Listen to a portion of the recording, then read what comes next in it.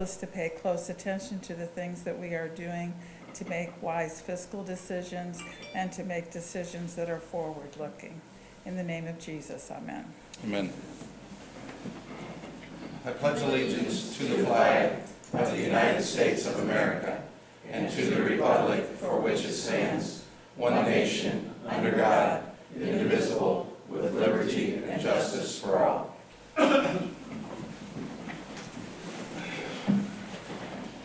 All right, thank you, Diane. We will dive right in. We've got a pretty busy agenda. We've got some honored guests tonight. We'll hear from momentarily, but we'll start with the approval of the minutes from September 16th council meeting. Those were presented. Didn't know if there were any additions or corrections to the minutes. I'll make a motion we approve the minutes as submitted. I'll second. Okay, further discussion? All in favor say aye. Aye. Those opposed? All right, great, thank you. So, tonight we've got some recognition of some very special guests, the Lake City Skiers, talking about their Division I national event that was held this past August. It was a fantastic event. I know a lot of us had a chance to go out and view and got our first taste of big-time pyramids and all the other really cool things that go on. So it was obviously the weather cooperated, and rather than me telling about it, Jurgen, you want to come up and talk, or you've got a spokesperson here tonight?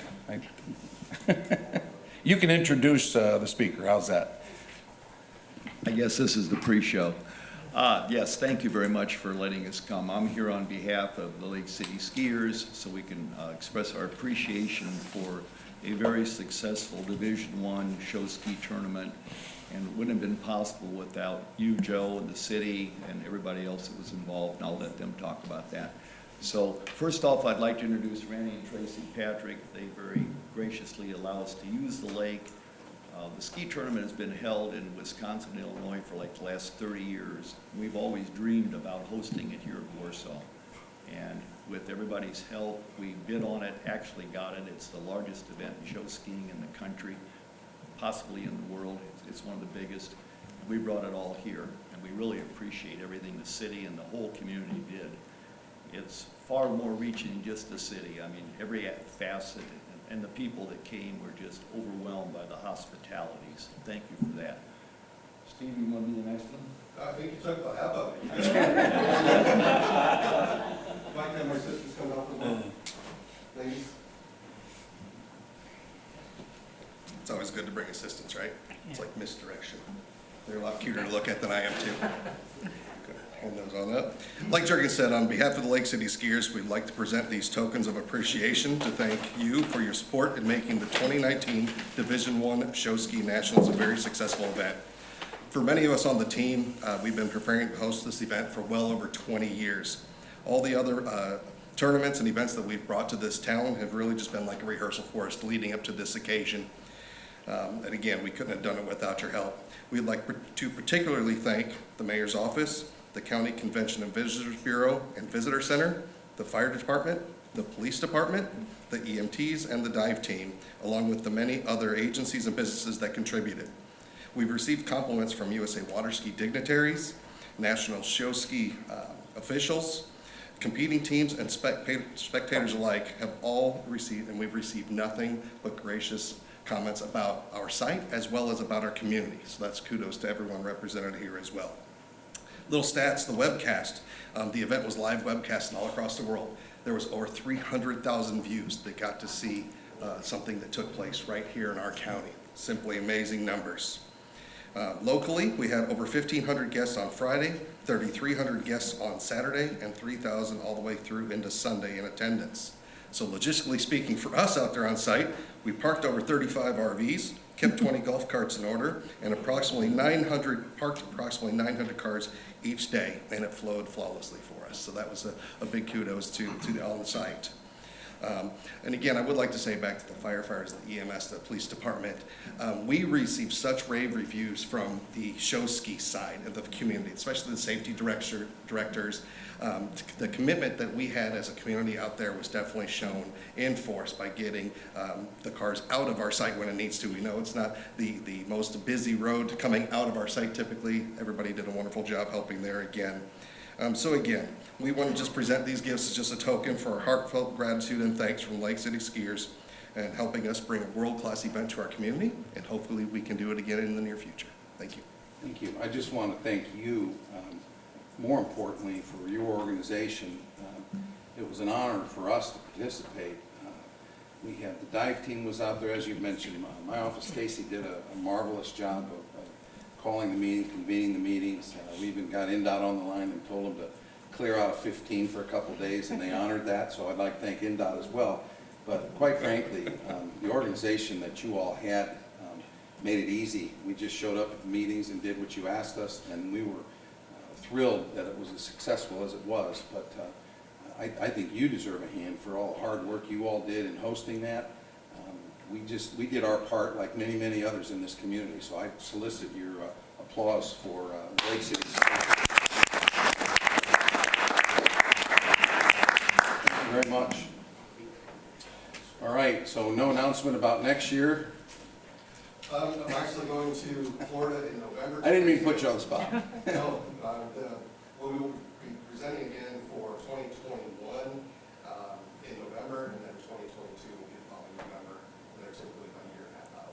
Great. We're going to take our swing at it next time. There is kind of a rotation on the back end, so we'd be more likely for the following year. Sure. So I don't want to commit too much to you on that Yeah. next year just yet, but stay tuned. Well, let us know if there's Yeah, anything we do can have do. Division II Nationals here next year as Hey. well already, and that's already been qualified for. That's just 1 weekend sooner. So it'll be the first weekend in August. So we'll have Division II will be about half the size of what Division I is. Well, we'll do anything we can, but we just can't guarantee the great weather you had. That was, It was flawless. So we're going to that day next week. all right. Again, thanks for coming, and you don't have to feel obligated to stay because we may be here for a little while, but thank you so much. All right. Okay, let's move into reports, oral and written communications. Item 1, Ryan Workman from Stormwater is going to talk a little bit about a project that we received an award for. He came to the Board of Works Friday, and I felt it was important for him to come back and share with some slides exactly the scope of the project, talk a little bit about the importance of it, and really let you know some of the neat things that are going on. It isn't too often that stormwater projects are that glamorous that we can have a slideshow about them, but I think this one was noteworthy and also award-winning. So, Ryan? Thank you, Mayor. Yes, so recently, Stormwater Utility was recognized with a milestone that James Emmons, the city engineer, thought it would be appropriate to bring in front of not only the Board of Works, but then with Mayor Tomer's suggestion to the Common Council as well, because ultimately, with your guys' directive and discernment, we got to this point, okay? And this all started within around 2003, 2005 era where ordinances were dropped on the city, okay? So the project award that we received was from an entity referred to as the Indiana Association for Stormwater and Floodplain Management. They're a state-recognized group that has been around for 25 years.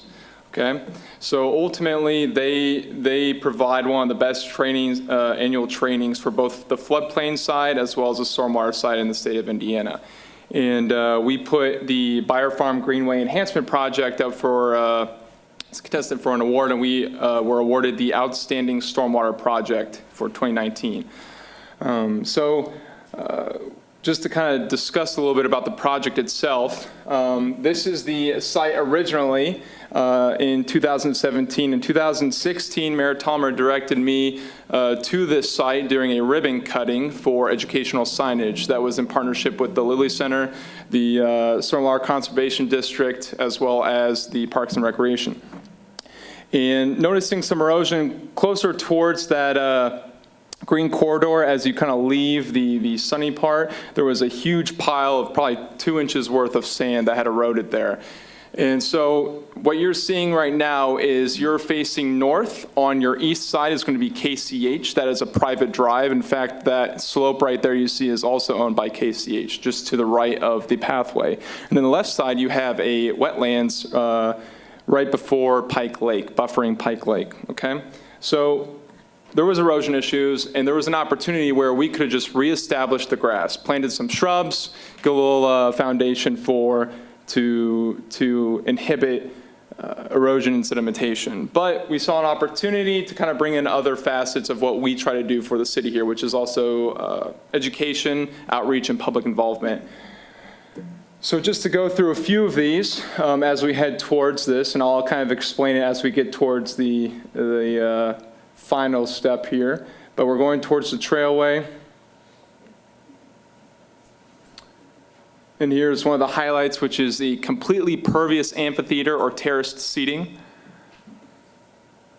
And then facing backward, you have that, which is kind of a beautiful shot there with you see the hospital on the back end there. But ultimately, everything that we established there or we put in there as best management practices all allow us to manage stormwater that comes off the site or runs off from that private drive and towards the wetlands and towards Pike Lake. And so completely pervious, water is able to infiltrate and go into the ground as well as filtrate through that before it gets to that natural buffer, which would be a wetland, but we want to try to protect those wetlands.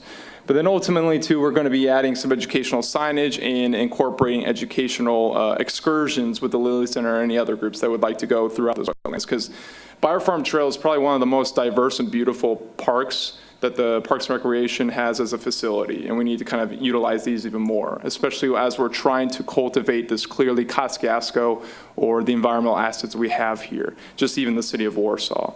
So ultimately, those are the photos that I have, and again, we saw that the milestone that we hit from the very beginning of partitioning the work out to different departments or different individuals to going that extra step in creating payroll employees, and then also just continuing to grow the stormwater utility and making it more so a foundation or at least a huge component to the city. This was a milestone that we needed to recognize for the city. So again, this is more so, but thanks to the Common Council's foresight, as well as the Board of Works' foresight and Mayor Tolmer's foresight to allowing us to get to these parts, so we can continue to do these water quality improvements as well as quality of life improvements for the city of Warsaw. So. Questions? Brian, you've got seating there for a couple classrooms, That's right. so I assume they've already been taking advantage of that? Yes, we have. And we're going to be actually probably forming some educational programs that surround just that in itself as well. So, Okay. mhm. All right. Thank you for your time. All right, thank you, appreciate you coming. Lynn, investment report. This is the third quarter investment report, and what prompted this to be updated was we reinvested $1 million from the Northern TIF. It's number 4 on the list at the bottom, and it was for a year because Jeremy has lots of projects coming up out there, and the interest rate was 2.28%, which is trending down from the other investments. So unfortunate on that. And these are still being managed by Baker Tilly, correct? Correct. Questions? Okay. And you've got your September fund report. Any questions? Lynn, any comments? I don't have any comments unless someone has a question. All right. And one other thing I wanted to mention, tonight we passed out a comprehensive financial plan, the final, looks at projection 3 years of spending and revenues, and it's being designed as a guideline as we budget. I talked to Jeff from Baker Tilly, he's going to come down possibly the next meeting and go through this. Thought I'd give you a chance to sit down and look at it. Jack is on the finance committee, myself, Lynn, Jeremy, and if you've got any questions, it's a pretty comprehensive document. It's always changing as projects change, as funding opportunities come up, but This is a snapshot that should help you as you look towards the future with our budgeting. So for your looks, and you're welcome to get with any of us to talk about some of the details, but I'm not sure. I talked to Jeff tonight. He wasn't sure if he could make the next meeting. It might be the first meeting in November. So there was plenty of time to look and study this and utilize it this year. And then we plan on updating it every year around May, June, sometimes as we're getting budgets prepared. And again, it'll be a more updated tool. That's probably the most important thing is as our needs change, as our opportunities change, as funding opportunities come up, we need to keep this updated. So, questions? It's a pretty comprehensive document, so take some time and dig into it, and we'll get back with you on that. Okay, let's move into unfinished business. Tonight, ordinance 2019-1001. This is the second reading of the appropriations. This is not a public hearing. This is basically our budget hearing. Tonight would be the second and final approval of the budget as it's been presented. I know we, again, had our public hearing last time. We had a lot of discussion, and the only thing I wanted to add is on the council budget, and that's tab 5, we had budgeted what we thought was going to be the cap for nonprofit council contract requests. It's $240,000, and that's actually what is part of the budget tonight that you will consider. What we will do tonight, the last item, is actually talk about the non-for-profit council contracts, and you'll see that that amount is reduced quite a bit. So that gives us about a $55,000 line 1 cut, knowing that you're approving this budget and it's overstated about $55,000 in that area. So other than that, I can certainly open this up for your discussion if there's anything you want to talk about now, any areas that need to be considered. Also, remember that once this is approved, it'll be sent off to the Department of Local Government and Finance, and they will respond with a 1782 notice, typically sometime in December, and we will have the opportunity to make adjustments to the budget, adjustments down, not up. What do we have? How many days to respond after that comes through? It's like 8 or 10 days. So we'll have plenty of time. Depends on when they send it to us, 7 to 10 days. As we mentioned, this budget right now, the rate's at $1.35, and we know it'll be down from that, I think, significantly, but nonetheless, this is kind of our starting point.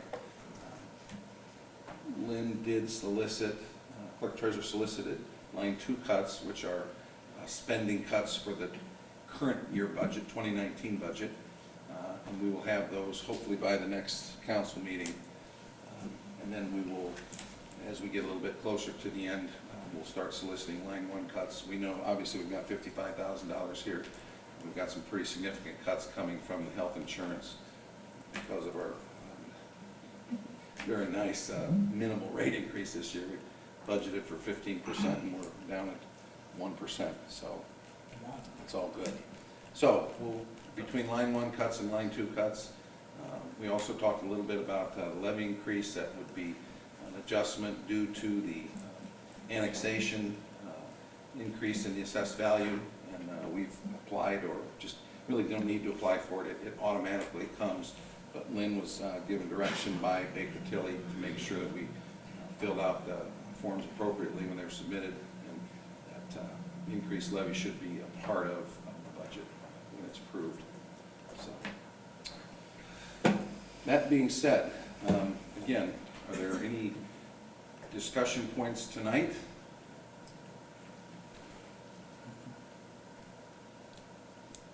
I just thank you for getting this to us.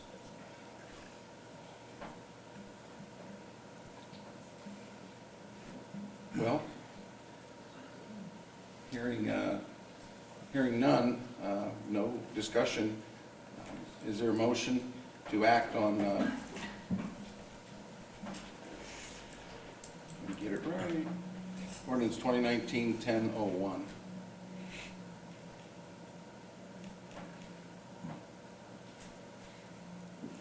I'll make a motion, we approve ordinance 2019-1001.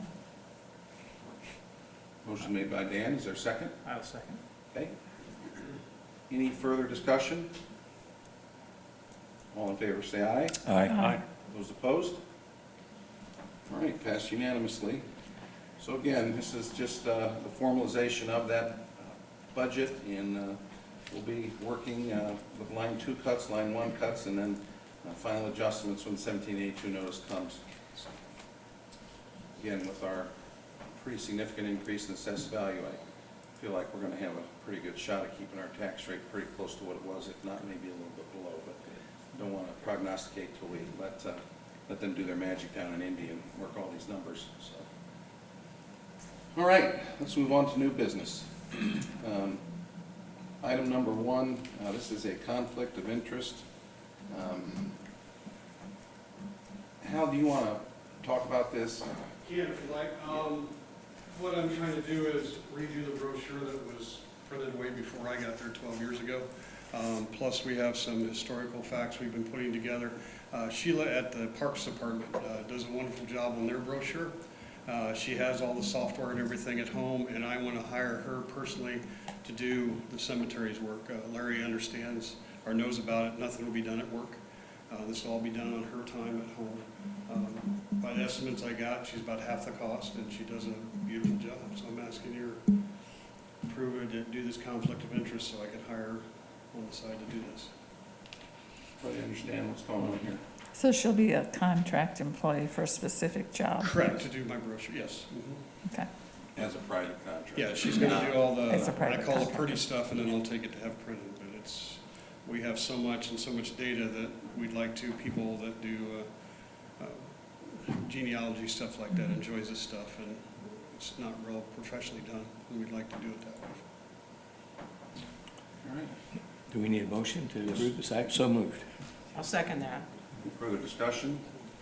All in favor, say aye. Aye. Those opposed? All right, Thank you. thank you, Hal. All right. Chief Whitaker, Resolution 2019-1001, this is transfer monies for the purchase of 2 canines.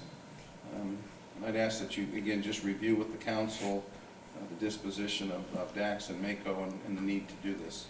Yes, so as I stated previously, both canines have been retired, and they're no longer serving the Warsaw Police Department.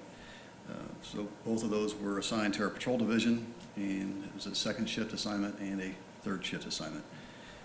So I think we did have brief discussion, Diane and Cindy, at the last meeting I was in attendance, and I'm just asking council to consider Resolution 2019-1001, which would be the transfer of $30,000 from health insurance into other capital outlays.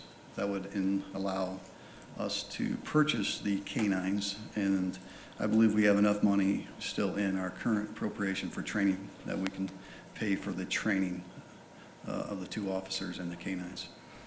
And if approved, we'll have 2 officers, I believe at the end of this month. We'll actually go to Von Lick. They'll pick out the canine, and then we'll take that canine home, I think, for approximately a week to get acclimated, and then they'd return for approximately 6 weeks of training. So we're moving rather quickly and hoping to have these canines active and on the street by early December. Do the current handlers of Dax and Mako, are they involved in these new canines, or do you rotate it through the department? Yeah, they're not involved, but they will be involved, and they will continue to help as they're able to as far as training. Obviously, they've got a great deal of experience as far as training with their current canines, so they will help the new canine instructors. But it's a great commitment. You're talking about, you know, these last 2 were 7 years, so 7 to 9, 7 to 10 years. You know, to run another officer through that cycle is not something that we've really considered. In fact, I don't believe either one of the one canine officer left, but the other didn't express interest in doing it again. I imagine after 7 years, it's rather exhausting to maintain that dog. So, Questions? Where do we get those dogs? it's from Von Lick Kennels, and they're just outside of Fort Wayne, and that's where we have the last several canines, the last 3, maybe more. Winona Lake, they're last as well, and I think they're in the process of trying to get another canine. And I believe the Sheriff's Department has obtained theirs through Bond Lick. I'm not for certain. Would you also explain the different types of canines as far as just the drug sniffing versus the? Yeah, so we do have one canine still on our, lack of better words, our roster, and he is assigned to the Warsaw, well, actually to Brandon Zartman, who's currently an SRO at the Warsaw High School. So he's kind of assigned to Warsaw Community Schools with the purpose of, he's still on call when available, but he is a single-purpose canine unit. So he's only really searching for, he can track, but he's searching for narcotics.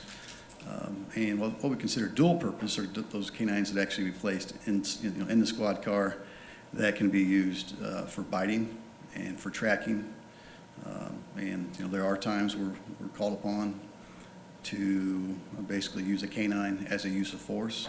And so these are dual purpose canines. So they'll sniff, search for drugs, they'll track for suspects, for evidence, and then they'll also bite. And we're looking to purchase both dual purpose canines. Both dual purpose. Correct. To be assigned to second shift and third shift. I was able through the Citizens Police Academy that I'm in right now to attend an extensive program on the training. They do get the dogs from Europe or Scandinavia. They come in and then they train them, which we're fortunate that we have a internationally recognized program just a few miles from us. So that saves us a lot of money and gives us a lot of, backup too if we need it for them. But it was very interesting the way they train them. I saw a live demonstration of how they work with them and how they train them to sniff for different substances and things like that. I think that the interesting thing about a sniffing dog is that there's nobody to stand there and argue with because the dog just goes directly to where the substance is and stays at point until they're released. And so there's no messing around with, well, is it here, is it there, trying to move people here and there, figuring out where to go, what to do. It's a very quick, efficient way of finding the substance that you're searching for, and it's not arguable. I mean, the dog is going to go only for that substance, and it's going to be there, and it's done. So there's no talking their way out of it or anything like that. It's a pretty quick and efficient way to go after that. So it's very interesting to watch, and just like a service dog like I have, every dog is a little bit unique, and they have different signals they give their trainers. They respond to different things, and it's really important for the trainer and the dog to develop that relationship and learn to read each other so that in a stressful situation, there's no hesitancy, there's no concern. So I'm really excited that we were able to find the money in this year's budget to move forward. This obviously won't be a line cut that we'll be taking out, but it will be replacing the 2 canine officers. And so I'm very excited that we were able to find that money. Thanks, Lynn, for helping look through and give suggestions as to how we might get this accomplished. And I'm just really thrilled that we can go forward with it. Well, it's needed. I would move to approve Resolution 2019-10-01.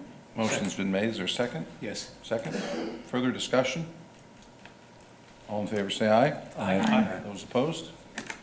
All right, thanks, Chief. I know that was quite a chore with the changes that occurred as quickly as they did, so appreciate you coming to us and trying to keep that service intact. So Thank you. thank you. All right, Resolution 2019-10-3. This is in regards to a transfer. Let's see, this one is Street Department. Transfer from street salaries, 111, into street operating supplies, repairs and maintenance, supplies and services. Jeff? You got it. From street salaries, we're looking to transfer $247,000 into the following accounts.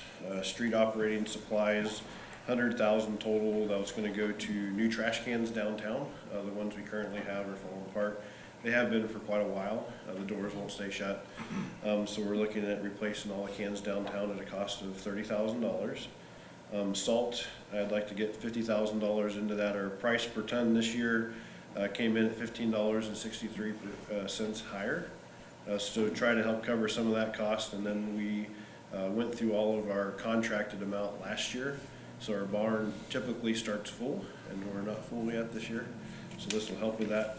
And then $20,000 for de-icing liquids. So that's out of that, that's $100,000 for operating supplies. $20,000 for asphalt patch and maintenance for our roads. And then $127,000 for street repairs and maintenance.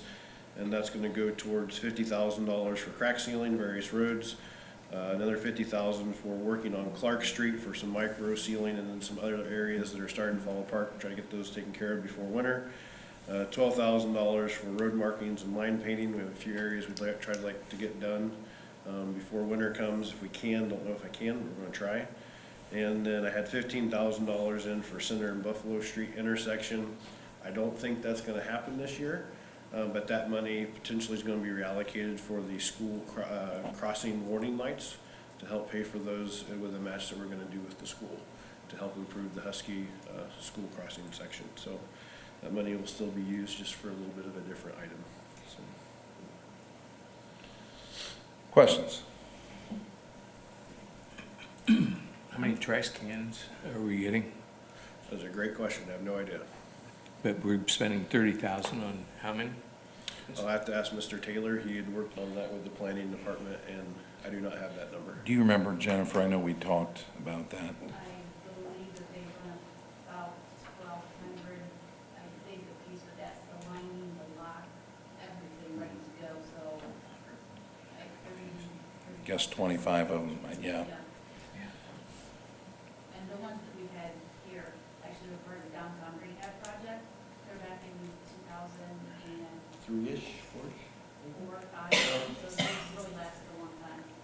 I know we looked at a lot of different styles, and I was somewhat surprised at how expensive they were, but they're 365 days a year out in the elements, and, Take beatings. you know, if we can get 16 years out of them, like these last ones, I think they're probably well worth it. So I know Justin looked at a lot, and like Joe said, it's a harsh environment they're in, Yeah. and you get what you pay for. Well, you know, MIAC, we just unveiled the Robert Hudson mural the other day, and part of their charge, they had gotten a $5,000 grant to make a difference in the community, and that's what they settled on. But I know there was discussion amongst the MIAC members about our trash cans. They noticed that right away. And I really want them to put their money more towards something else They than need the trash replaced. cans. They do. Yeah. So, but at any rate, they noticed it right away. So I appreciate Jeff's work on that, so, and Justin as well, so. Hopefully they'll be a little larger than the ones we have now. Say Justin did all the work, I'm just helping pay for his need. He brought that need to us, and I'm trying to help fund that, and 30 of them, okay. And it's from the same vendor. $1,000 a piece. From the same vendor. About $1,000 apiece. Are they gonna be bigger, do you know? I think they'll be similar to what we have out in the alley. Okay. I think they're kind of going for the same. Yeah. I'm trying to remember if we got the hood on them. I believe so. Yeah, so we got the hood, so you don't deal with the rainwater. It's a little bit more than what we had before, but hopefully from a maintenance standpoint, it'll be better. From a trash pickup standpoint, it'll be better. For the people that have to go around and pick them up. All the above. Yeah, that was my concern, because I know these other ones fill up, and it's really hard for the park department. Yes, that was noticed. Yeah. I have a question about Jeff, you know, I'm a big proponent of preventative maintenance, especially when it comes to our roads. And I'm really glad that we've got something in place that takes care of that. However, for probably the last couple years anyhow, I've kind of been needling you for some objective evidence as to whether or not it works, or how it works, how well it works. I've had others come to me from other government agencies and ask me how our program's going. I'm like, well, it seems to be okay, but I really don't have anything to tell them either. Have you got any objective evidence yet that, I know we're a couple of years into it, or do we at least have a plan on how to get something that can prove that we're not throwing our money away, that we are putting it in the right spot? So it depends on the process. For asphalt rejuvenation, no, you don't have any real evidence. That takes 10, 15 years to be able to see if that's gonna pan out. I do feel that in about 5 years in on rejuvenation, I do feel that it's retarding the cracks that's coming up as fast, compared to pavements that we haven't treated. So I do believe that process is gonna pan out. There's cities that have been doing it for 15 to 20 years and it's worked for them. So I'm believing in their data on that one. When it comes to crack sealing, you see immediate results. I have a picture of Center Street going out on State Road 30. It was all paved at exactly the same time. Our section is crack sealed, and just past to the NDOT section is full of potholes. That's crack sealing versus non-crack sealing. So yes, on crack sealing, absolutely. Micro sealing, we're 3 to 4 years in. It's $3.85 a square yard compared to $15 a square yard for paving. If you catch a road at the right point in time, it's a very effective maintenance practice to be able to use to extend the life of pavements. So there are some processes, yes, I think we have immediate results and we can see that. Our road grades so far, I think we reran our numbers maybe in May-ish, April-ish this year. In the last 5 years, our average road grade started out in 2015, we were an average of a 4. Right now, we're an average of a 6. That's pretty outstanding compared to anywhere else around the state. I think I'm very fortunate to have a council and mayor that's supportive of what I'm doing, and other places around the state are coming to see what we're doing. NDOT is coming to see what we're doing. And how do they, I mean, what are their remarks, you know? So I just had meetings with them this past week, and they're coming in to see because they've been hearing about what's going on here. I've been asked to go speak at different classes about winter maintenance, is kind of where we started, and then it went into doing some road maintenance activities. We've been very heavy on doing preservation, which a lot of the people talk about, they've been talking about for years. But preservation is a hard sell because it's not black. You've let me run with it, and it's starting to pay off. And it's gonna continue to pay off. And people are starting to see our numbers get better. And they're wondering, what are we doing different that they're not? It's not politically positive to go out and not turn everything black, but you can't afford to do that. But you can afford to preserve and then use some of your money for reconstruction. You pair those two things together, your road program is gonna get a lot better, and ours is. So based upon our road grades, we've gone from a 4 to a 6. My initial goal was a 6. What does the 6 mean? For the most part in our town, we don't have potholes. It's not a smooth road. Doesn't mean you're gonna go rollerblading down everywhere, but to try to reduce the amount of potholes. And we've done that, and we saw that by our reduction patch usage this past winter.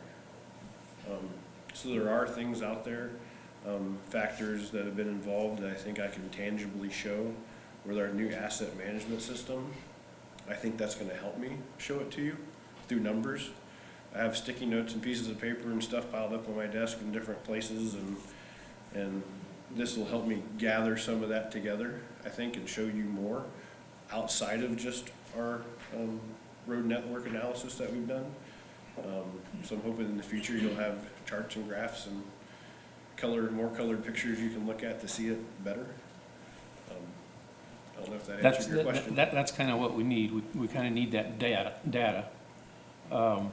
You know, I come from a slightly different discipline than a lot of the members on the council, looking at it from an engineering standpoint. And I know that if I was to start a project, I'd have to prove somehow with data that the project's not going to fail. I'm not sure that we did that this time, but you know, I'm like I say, I'm a big proponent of preventative maintenance, and I do want to see it going forward. But I do want to see some data that tells us that, you know, unobjectively, you know, tells us that we're going down the right path. And There is some I don't have- data I do have, I guess you could look back in a non-numbers way. Warsaw always in its past was the worst first approach, Was what? was the worst first approach. We tried to pave our way out of it, and it didn't work. So whatever we have been doing the last 40, 50 years, it failed. And now we're not doing the same thing. So to me, if the last 50 years of doing what everybody else was doing was not showing results, Well, that's the last that's the 5 definition years- of insanity, isn't it? in the last 5 years, what we're doing is going the opposite direction, then we better keep heading that direction. Where it will take us, how long it'll take us to get to great roads, don't know. Depends on money flow. One year I had $1.6 million to spend because of a grant. Next year I'm like $400,000. What do you do with that? Do the best you can.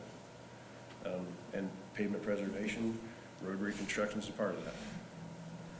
So, NDOT's gonna be testing some, I think they're gonna start testing some of the products that we've been using, maybe not brand products, but they're gonna be starting testing some of those, which may give us more data. Unfortunately, I think the problem Jeff is faced with is paves 2 or 3 miles a year, how can you? Well, yeah, and I understand that. It's a long-term thing, but we could come up with something that, at least a plan, so that going forward, we start collecting stuff as we go, and each year we look at it. Even if you did a sample of a mile stretch, that's not a very good sample. Now, NDOT does a sample of 100 miles a year, you're gonna have a pretty good sample in 5 years. Any kind of sampling Jeff does really isn't gonna give you a whole lot. I know it would be nice to have it, but the reality is it's not enough to really tell you anyhow. NDOT, I think, is gonna start testing some of these products on a larger scale. Gonna give us a little bit, Jeff, more information on what may work better, what may not work. But historically, NDOT hasn't taken that approach. If they start taking that approach, I think we'll start having better data. Okay. Well, I hope you don't take my questioning as being a lack of support, because I definitely do support it. And with that, I would move that we accept Resolution 2019-1003. Okay, motion's been made, Resolution 2019-1003, is there a second? Second. Okay, any further discussion? All in favor, say aye. Aye. Those opposed? All right. Jeff, don't run away. You've got one more here, Resolution 2019-1004. This is some transfer of monies within the CCD fund for the brickwork that will be done out at Buffalo and Center. Just explain what's going on there with the current project. Currently, we're replacing the intersection lights, and with that project, we hoped that we'd be able to repave the intersection and then also improve the crosswalk delineation that's there. I don't know with the timeline and paving schedule that's gonna happen this year, but I would like to potentially look at moving that money in to lock that, so we can have that contractor ready to go in the spring, when we are able to get all that paved. It is a epoxy type of a lay-down crosswalk that will look at brick pattern. In the past, we have stamped the asphalt sort of, a little bit like what we did in the alley, sort of that same technique. But this one's, Justin, he'd done a lot of research around multiple different states to find a product that he thought might last a little better, and we're gonna give it a shot. Don't know if there's a lot of test results on it. And sometimes you go with it and you hope for the best. And Chicago is a place that he showed us. They get lots of snow, lots of traffic, and wear their roads pretty hard during the winter. And I think it was, 3 years old, maybe he showed us, and it seemed to fare pretty well. So we'd like to give that a shot, and that's what this $20,000 would go to, towards that intersection. And it provides a brick banding on all 4 corners, and it has a white outer band that goes around that to sort of offer a buffer for snow plows and whatnot to help protect it. But it really helped kind of finish our project, at least at that intersection. Right, and the whole idea was with the asphalt work that's gonna be done out there, the new lights, the sidewalks, the approaches, the whole works. This was the time to look at it. It's gonna look pretty similar to what the stamped asphalt looked like in the beginning. It's just you've all seen how that asphalt wears with traffic, and I don't know how long that's been out there, but to replace that would be a. Been a long time. So this product, we sat down with the city engineer, Jeremy, myself, Justin, and we looked at several different products, and this is one we want to put out at Buffalo and Center and see how it works.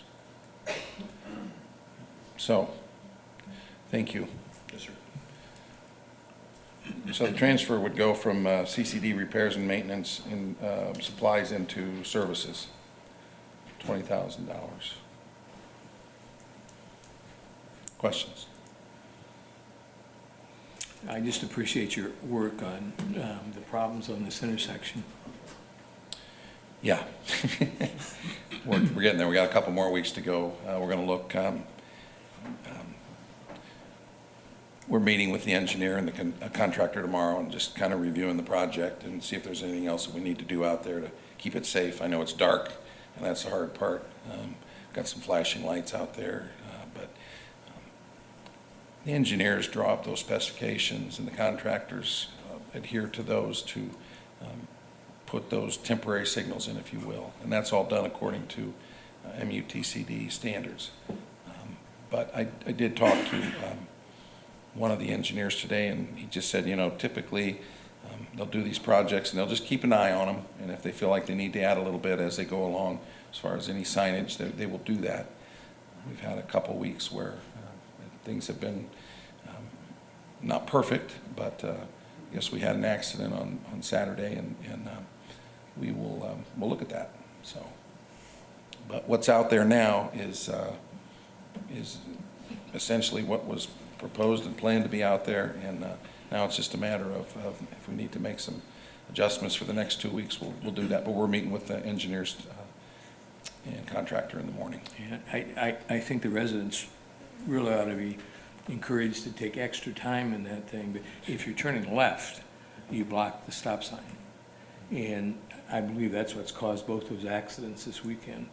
So it's just caution, I would think. Yeah, I don't think the first accident was caused by that, but it doesn't matter. There was an accident, and we need to just make sure, just like we do when there's construction, Yeah. please slow down, take your time. It's a perfect example of when you change something, even temporarily, it causes problems. So try and do the best we can, and hopefully we'll get the project done. So, okay. I would move to approve resolution 2019-10-04. I'd second it. Okay. Further discussion? All in favor, say aye. Aye. Those opposed? All right. Item number 5. This would be the resolution to contract for legal services for the council. I'll have city attorney make some comments, then turn it over to Diane. So you'll recall, earlier this summer, there was discussion amongst the council about hiring an attorney to represent the council. And what we know is that Indiana Code 364624 authorizes the Common Council to hire a contract with competent attorneys and legal research assistants on terms it considers appropriate. We also know that for a city our size, that hadn't been done before, so we set up an exploratory committee, and Councilman Shoemaker and Councilman Clondaris and Councilwoman Quantz, I think, formed that committee, and they've worked very hard the last few months trying to put together some stuff to talk about to the council. I assume they're going to talk about that tonight. I met with them a week or so ago, and we discussed some of the things that might be necessary to move forward with a resolution to hire that. And so we drafted a proposed resolution, and I think as we sit here today, there's a number of things that the council is going to need to work out. Specifically,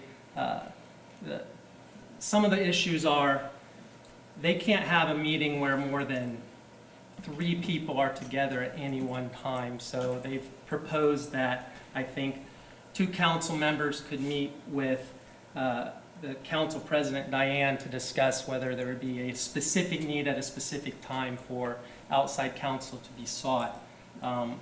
Additionally, they talked before at the earlier meeting whether or not this would be a situation where the council would hire an attorney when it was a conflict situation or in other situations. The statute doesn't specify that it has to be conflict situations. It can be when the council deems it to be or considers it to be appropriate.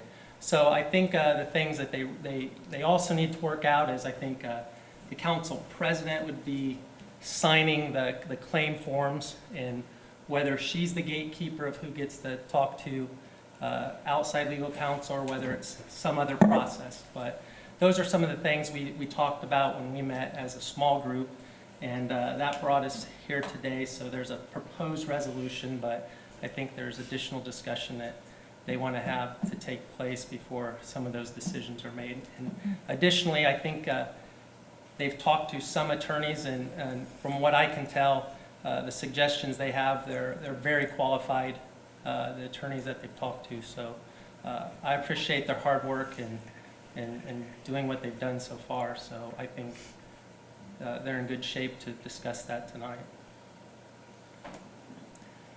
So I guess the first place to start is that legally, we don't need a resolution to hire an attorney.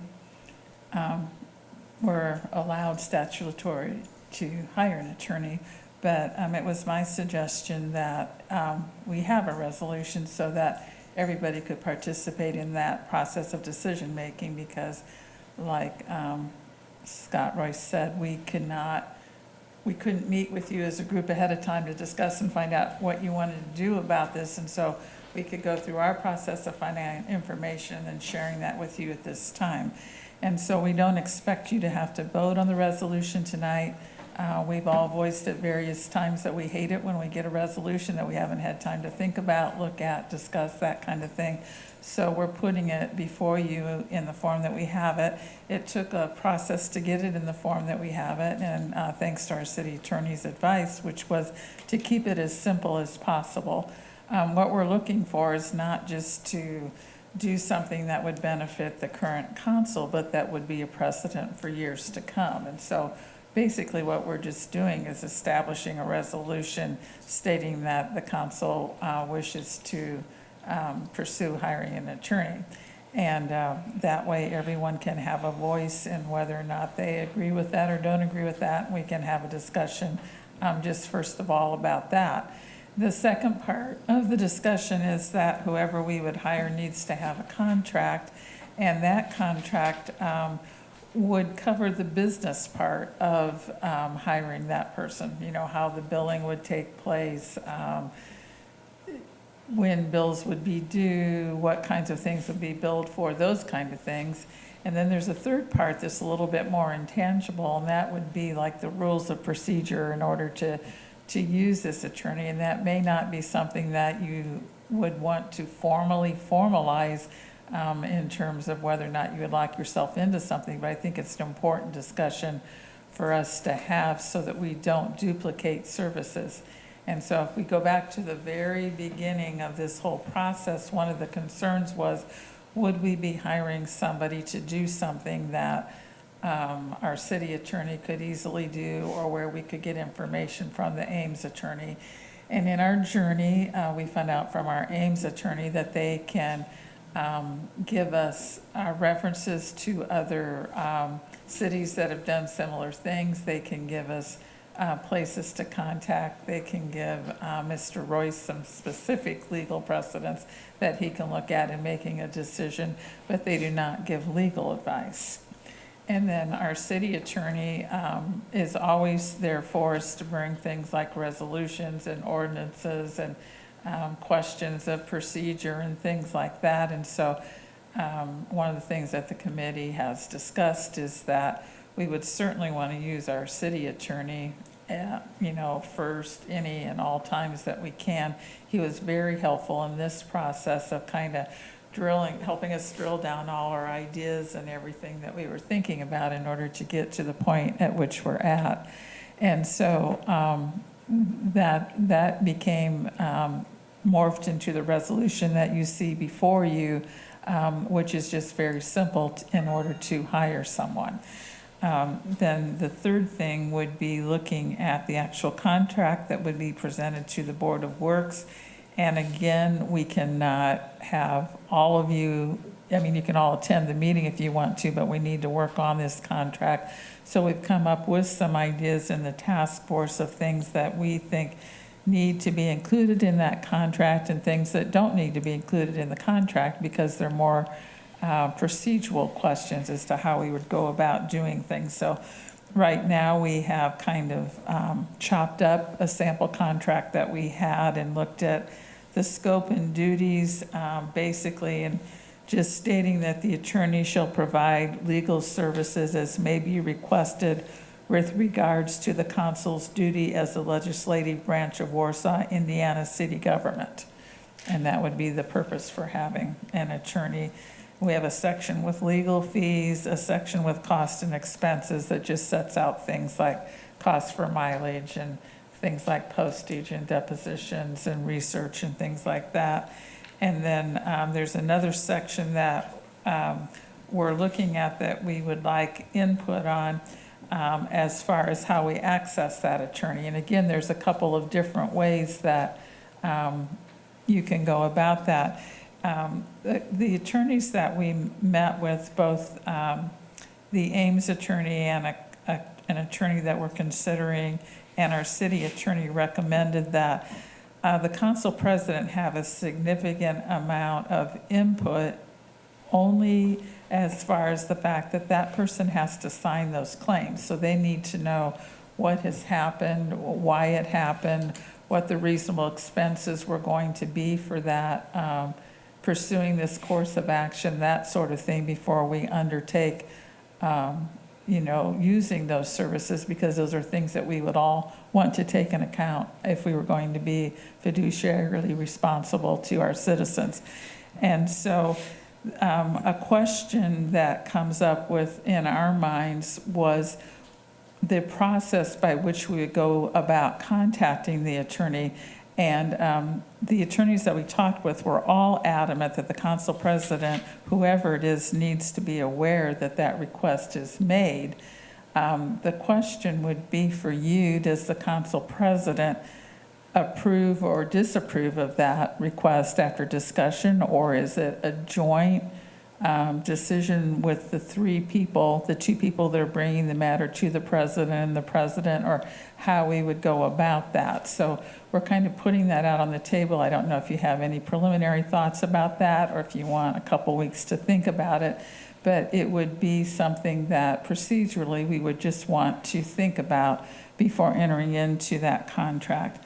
The other thing is that it's important that the council understand, and again, this was reiterated by all the attorneys that we talked to, that the client in this case is the seven of us. So the confidentiality extends to the seven of us.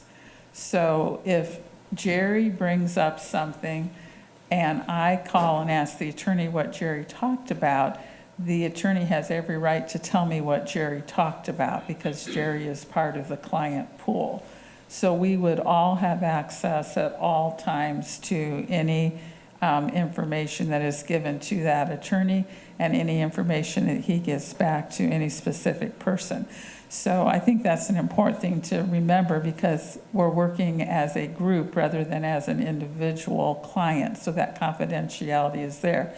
The other part of that is then we enter into that with him, so then I don't have the right to go and tell Dan Spalding something that was said within that confidential, enclave, or to let David, know something without the permission of all the clients, so that we would need to work out a way in order to be able to facilitate that. We had a couple of good suggestions from the attorneys as to how we might go about getting that consensus without violating any open door laws. And so those are the things that we would want to discuss and be responsible with as we're going forward with this process. But those are not necessarily things that belong in a Board of Works contract, other than just a simple statement as to who has the right to authorize the expenditure and authorize the engagement of the attorney. And that is something that we need to have in that contract. And then the next parts of the contract are just like discharge or withdrawal, either us asking to get out of the contract with the attorney or the attorney asking to get out of the contract with us, how the services would be concluded and billed and that kind of thing. And so that's kind of the way we came out. I'm going to defer to Mike and Ron to see if they want to add something. I think you covered everything. Me too. Nothing to add to that. Good job. Okay. So basically what we have before you tonight is the resolution that we're proposing, wanting you to have time and look at that. The way the process would go is that we would approve this resolution. It would only take one vote. And then we would need to have a contract ready to go to the Board of Works. What would be helpful for us tonight, but again, we don't want to put anybody in pressure, is if there's a general consensus that we do want to go forward with approving this resolution.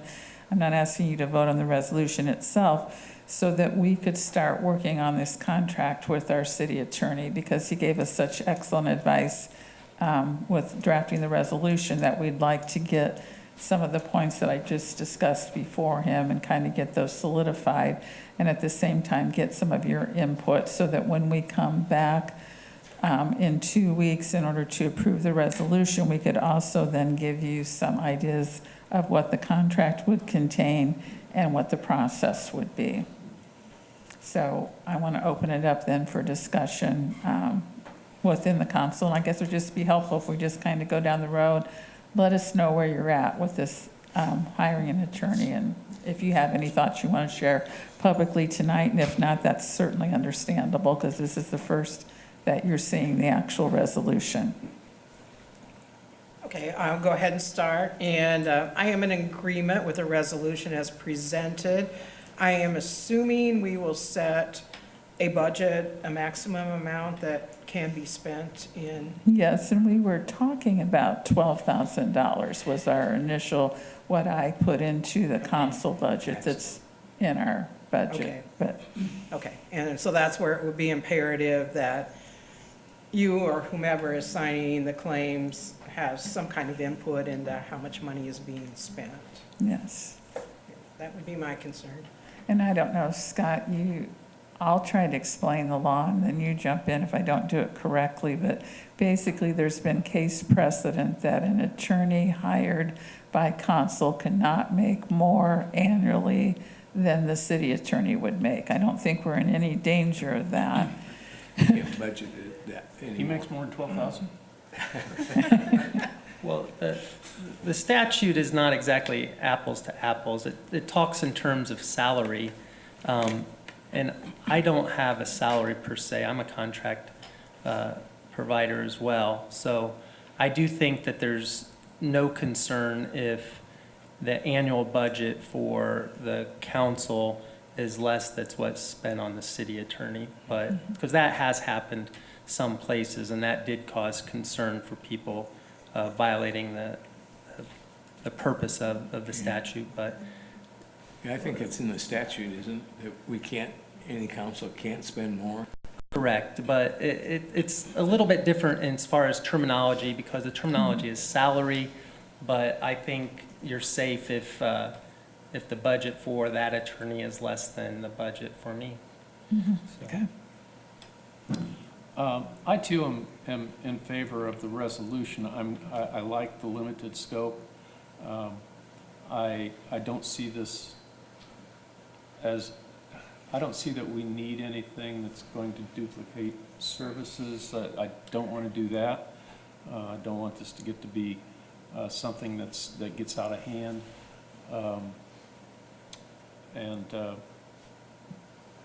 There are times though that I do feel like I need some objective evidence, Jeff. Again, something that just that comes from somebody that doesn't have a dog in the fight, So I'm in favor of it. Hearing the discussion with the contract and Cindy mentioning 12,000, the majority of the council then would have to agree to that number. and then the Board of Works by majority would have to agree. And then the way I'm hearing you, based on the discussion, a minority of this board could go to you, and if you approve, that minority could then spend that money or gain access to legal counsel and spend up to 12. So if I am not a member of that majority that you approve, then money could run out or counsel could be given, and now I need some help in November, but there's no money, and/or you deny me access. That could sort of go on right now where we are, based on all I'm hearing here tonight. Well, it could happen, except that we have the professional services account, so we could do what's just happened here tonight and ask for an appropriation if something comes up that we would need more about. If any legal action is undertaken, once it starts, everybody on the council would know about it. It would just be the initial approach to say to the attorney, we need some advice. Is this something that we should pursue, or where do we go from here? That we don't know how to do it, and that's what we've been working through with our city attorney without violating the open door law. I don't see any money being spent without the majority of the council approving. No, I don't either. That's my point. The majority would have to approve initially, and then the majority would have to approve again if we're going to spend more money. While a minority of this group is saying we need legal counsel, when it could be there's 4 or 5 of us, 6, that are wondering why. Just hearing the discussion tonight. Like I've said before, I continue to have concerns. I certainly, as a member of this board, will entertain and listen and do my best to represent you or listen as I represent my constituents. But I'm not interested at all right now. I still think there are many, many questions and issues that have to be answered. Again, like I said a month ago, I'm talking too long here, but we've never even entertained anything like this, ever. I've been here 20 years, longer than anybody, and never have I ever felt that need. But again, if this board, a majority of you, is thinking that we need to continue to explore and progress with this, so possibly a minority could get legal advice, again, I'll entertain that reluctantly. Thank you. Well, obviously, as part of the committee, I'm in agreement with moving forward to investigate this, and I'm fairly pleased with the work product. And it can be massaged a little bit, but it's a start. And we're not asking anyone to decide anything tonight. That's on purpose. We did not want to do that. We wanted everyone to have an ample opportunity to think, sleep on it, discuss with others, ask questions of us, ask questions of city attorney, ask questions of anyone. So I guess we're done with the presentation. Well, excuse me. I'm in favor of it. I think there might have been a time or two, even at this year, that we possibly could have used a little bit of extra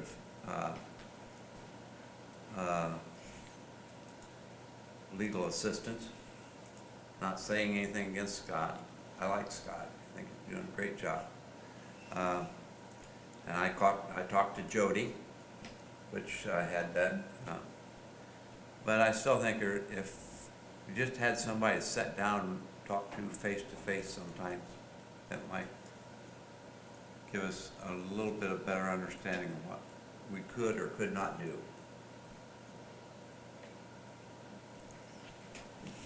So I guess in conclusion, what we're asking you for, like Jeff, as you're thinking through questions you have, like how would this happen, what would happen here, those would be the things that would help us as we're trying to work with Attorney Royst in order to come up with a contract.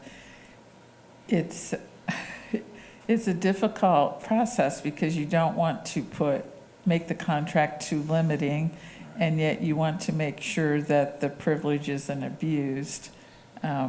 in using the attorney. And so it's a fine line to walk, and one we've been thinking about, quite a bit for several months now. But we would welcome your input on this. And again, if any constituents have any input that they want to give us on this, that would be welcome as well. We I'll just make this very public statement. We do not have any issues right now that we think we need to use the attorney for. We're not anticipating any big thing to happen after we retain the services of this attorney. We are not, we may never use this attorney, actually. We have a lot of good resources already before we would get to the point that we might use this attorney.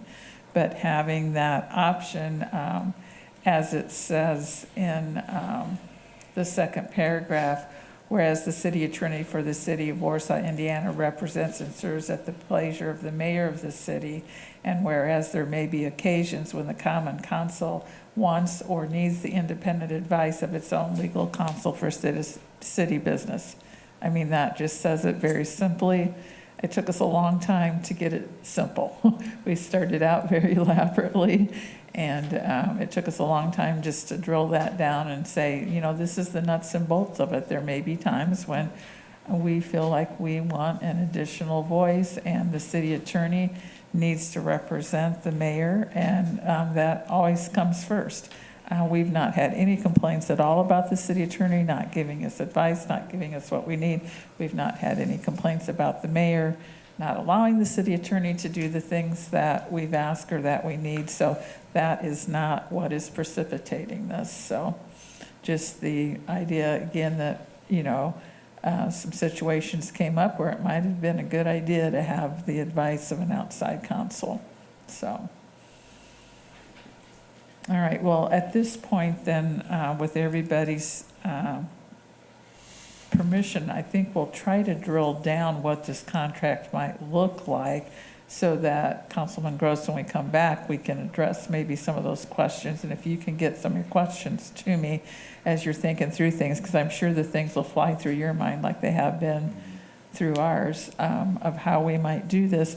And again, we see this as a big responsibility. We are the first city of our class to do this, and we're not just doing it for between now and December 31st, but we're looking forward to the future. So we want to do it as correctly as we can as we go through it. So I do want to thank you and the other members of the board for working on this. And even though at this point, again, I have lots of concerns, and I'll look down at our city attorney, and I'd like to thank you for helping in a positive way. I just heard it tonight in a public meeting, helping this council, not the mayor, work on steps that might take us in this direction. So thank you, Scott, for your service to the city and to the council. Thank you. okay, that's all I have then, Mr. Mayor, on this point. So do I assume you want to table this resolution until next month? Correct. Okay. Not meeting. next month, next meeting. Next Yeah, meeting. in 2 weeks. Okay, so probably need a motion to table it. Is there a second? Further discussion? All in favor, say aye. Aye. All right. Item number 6, Jeremy, this is ERA designation for the Airport Industrial Park. You want to explain what that is about? And we'll entertain that resolution 2019-1006. Yes, before you is a resolution to designate the newly annexed-in Airport Industrial Park as an ERA, which going forward would allow us to grant any industries and businesses within that industrial park tax abatements. You have with us a map showing the legal description or showing the area that's being described as the ERA. Anybody within that or any industry business within that area would be allowed to apply for tax abatements for personal and real property. This is just kind of the first step in allowing us to grant those types of tax abatements. Jeremy, that is separate from the abatement that those property owners were given Wasn't for just their This, real that's property? correct, yeah. That Yeah. abatement is a part of. So explain the this. difference Yeah, between those, please. Repeat that, yeah, go ahead, I'm sorry. I didn't. So the annexation process within the state statute allows you to grant tax abatements of 75, 50, and 25%, depending on the type of annexation and those types of businesses that are involved.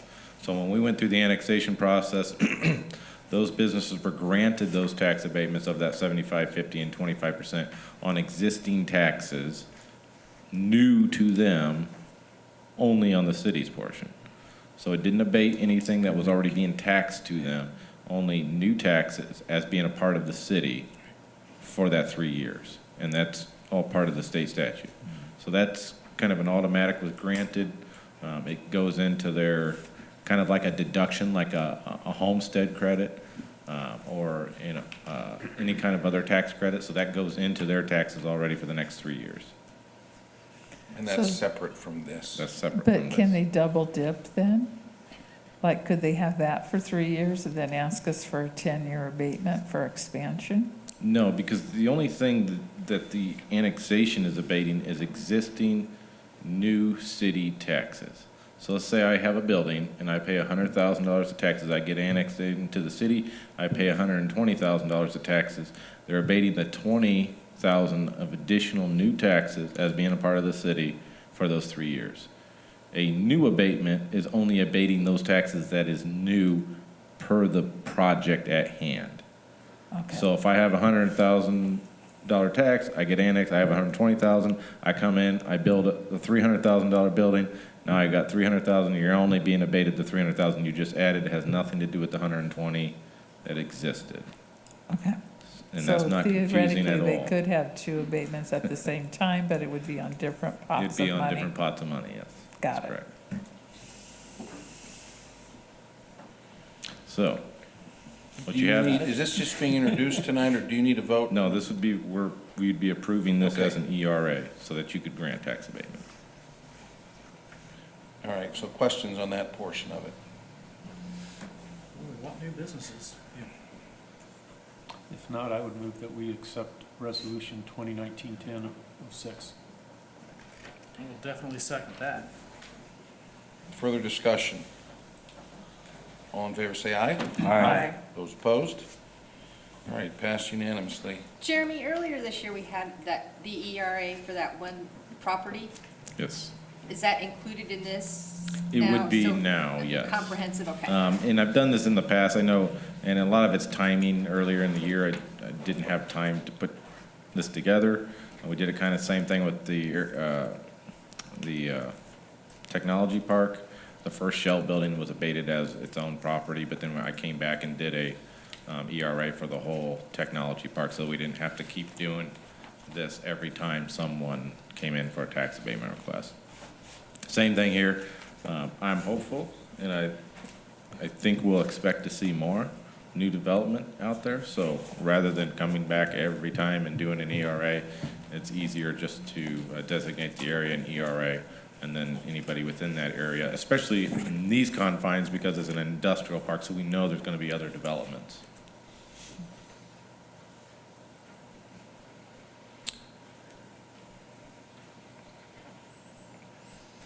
All right. Okay, let's move on to item number 7. 10 more to go. This would be the public hearing for the tax abatement application for IMD. IMD, this is a public hearing with regards to issues of noncompliance. Yes. Jeremy, I'll let you explain that. So Instrumental Machine and Development is here tonight to request a tax abatement. As part of that tax abatement, and as part of being new to the city, they are proposing a project that will add an additional 26,400 square feet and additional manufacturing equipment in the ballpark of $1,165,000 and real property improvements of approximately $3.2 million with an additional 15 jobs as part of this expansion. As a part of being annexed in, kind of part of being new, they bought some equipment not realizing that when you have to do the tax abatement first. The state does allow within a statute an opportunity for businesses to come before you and ask for this waiver of noncompliance. They had purchased personal property equipment as a part of this expansion prior to getting the tax abatement. They are requesting your approval to waiver that noncompliance, which would allow you to then approve their personal property. This is only on personal property. They haven't started the real property portion yet. And so you could waive that personal property that was bought prior to, but as a part of this project, prior to them applying for the tax abatement. And then you would grant the real property tax abatement as it's being presented.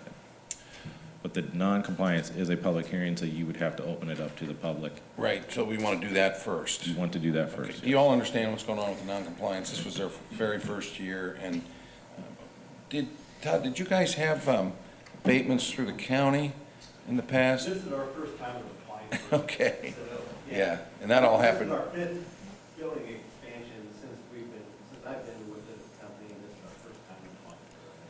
Well, we certainly welcome you to the city, and I think the council here understands the newness of this process, so asking for that waiver of noncompliance, unless you have any further questions, I'll open it up to the public, and then we'll come back to you for final decision. So, is there anyone wishing to speak on behalf of the petitioner or in support of the petition to waive the noncompliance? Anyone wishing to speak on behalf of? Okay. Is there anyone wishing to speak in opposition to the waiver of noncompliance? Anyone wishing to speak in opposition? Okay. Hearing none, I'll close the public hearing portion of this and throw it back to the council. What's your pleasure?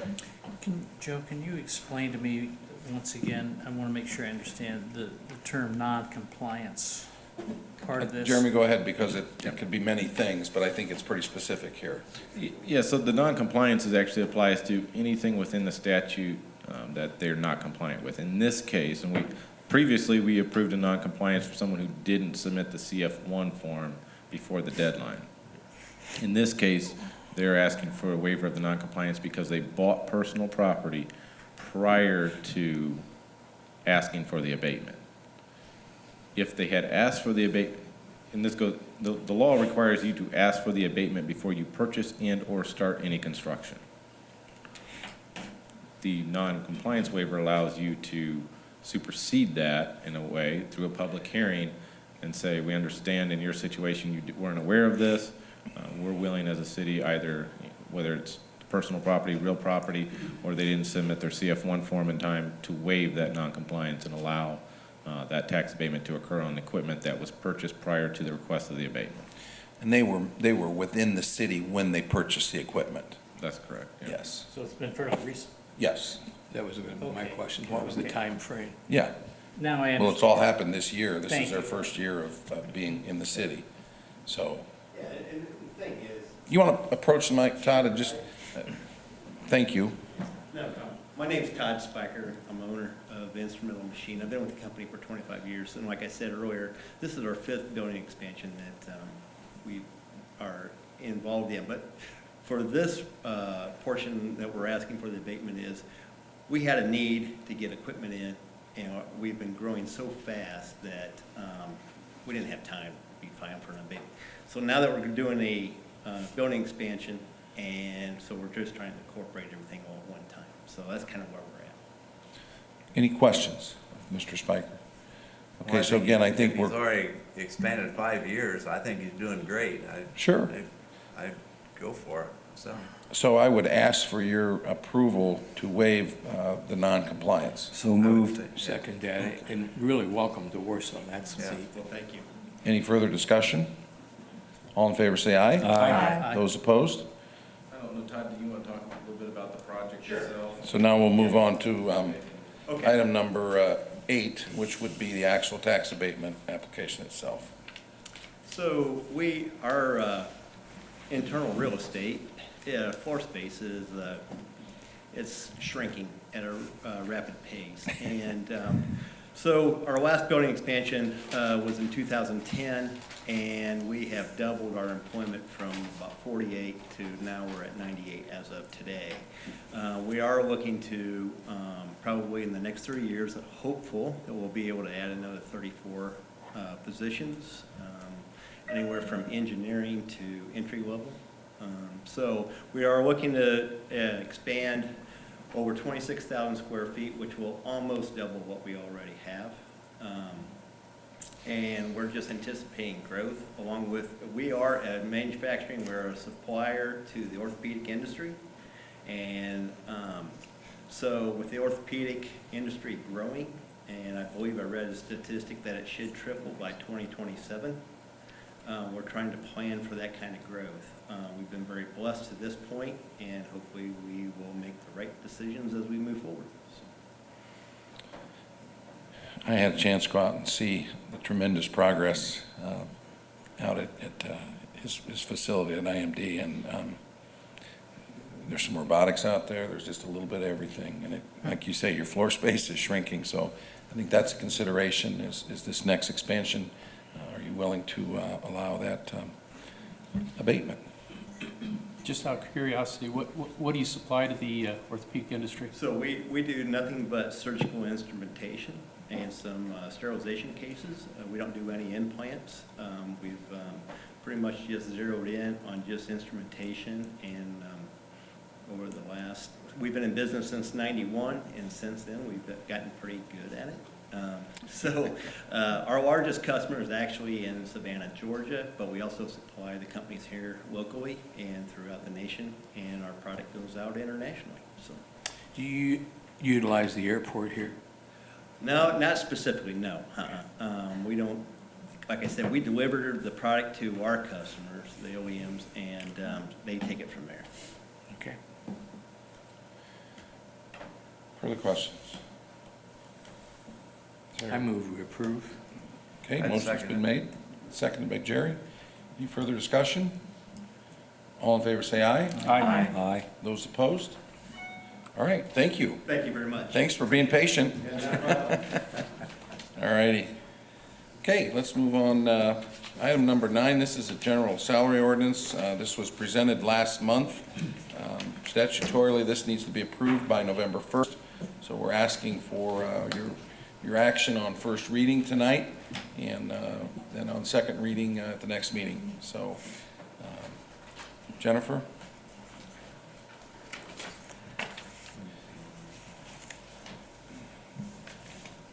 I just gave Diane copies of the ordinance, the general ordinance. There is a change that did not get uploaded into WordPad, and it actually is under the wastewater department, and it is a position. Wastewater. Thanks, Alan. Is it an addition of a position? Thank you. Is this the correct one? Correct, thank you. It's maintenance mechanic technician in wastewater. It's at the very, very bottom on the first page.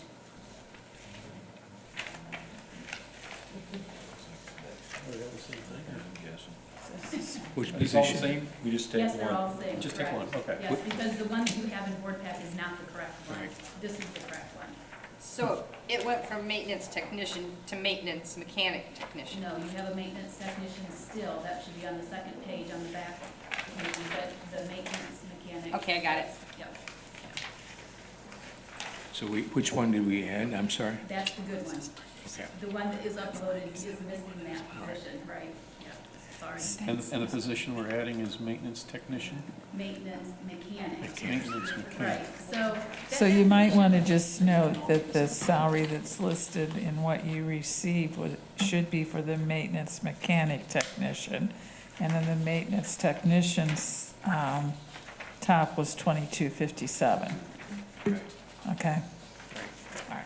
Correct. So several years ago, Brian, at the wastewater, we had that position already. We took that out. We were finding that we really need to get that back in there. just get somebody with the qualifications, with the certifications to do the pumps, the motors, more of the plant operation, the mechanics of it. Also to do maybe some of the vehicles and the back trucks and the camera trucks and different things that are more specialized there. Another change, if you will, or deletion on the ordinance that you have in front of you compared to the drafts that I gave you last time is that there was a employee charge for, or employee contribution for the life insurance, short-term disability, long-term disability, and accidental death and dismemberment of the $2. We have removed that where the city is actually going to absorb all of that. We just entered into an agreement with a new vendor, and they have strongly recommended that we not have the employee contribute anything to those benefits, as it does throw into a tax issue, because they, our new people, are going to be sending the 1099s. We're not going to be running anything through payroll, so we're not going to be responsible for the taxes. So the 1099 the company is going to do, so we're not going to charge the employee. And that'll be like that on all of the salary ordinances. Any other changes, Jennifer? I'm sorry? Any other changes? No. Okay. So again, this was introduced last month, asking for your action tonight as just a first reading and approval on first reading. We will have a chance in 2 weeks to finalize that. And the 27th pay is the one on the last day of the year, correct? Right, this is that ever so leap year that threw that last pay day into the next year. But with that being said, 2021 will be shorted one pay, so,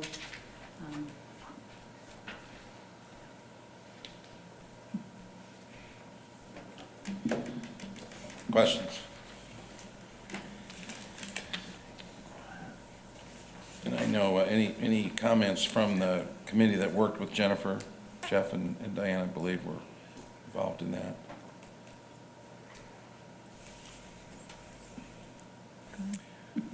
A lot of great work from HR and the department heads working with their staff to help us, again, continue to revise and try to make this right. So thanks to Jennifer, your leadership, the department heads, and then obviously Diane down there. Thank you.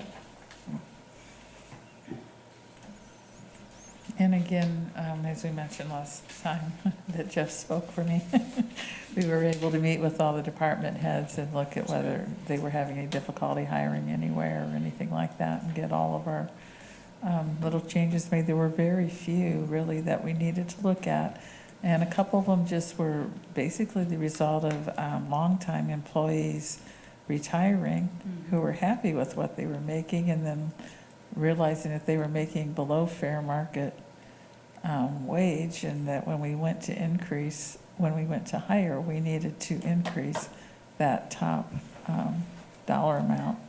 And just a reminder that these are the tops. This does not necessarily mean that this is what the person in that position is getting paid. So is there a motion to act on ordinance 2019-0801?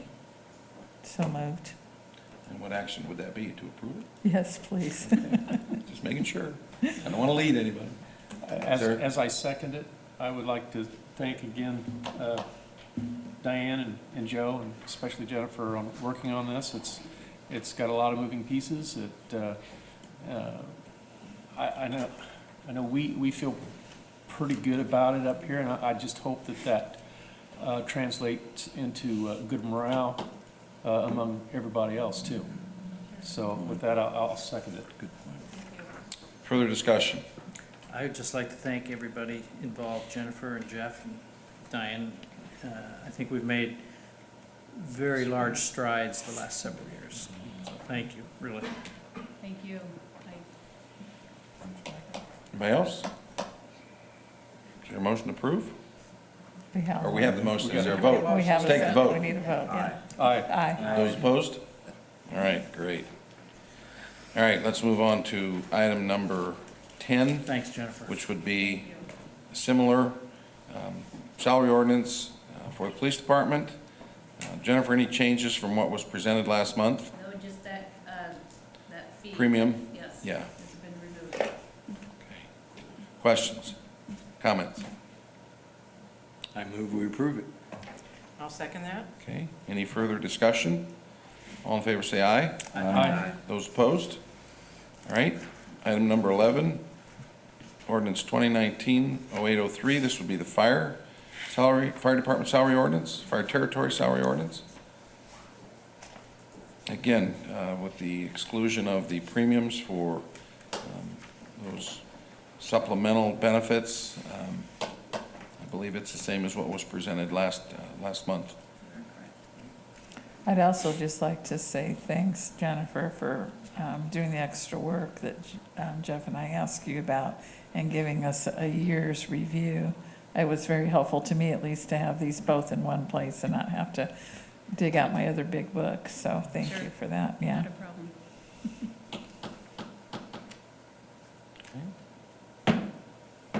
Motion to approve. So moved. Second. Further discussion?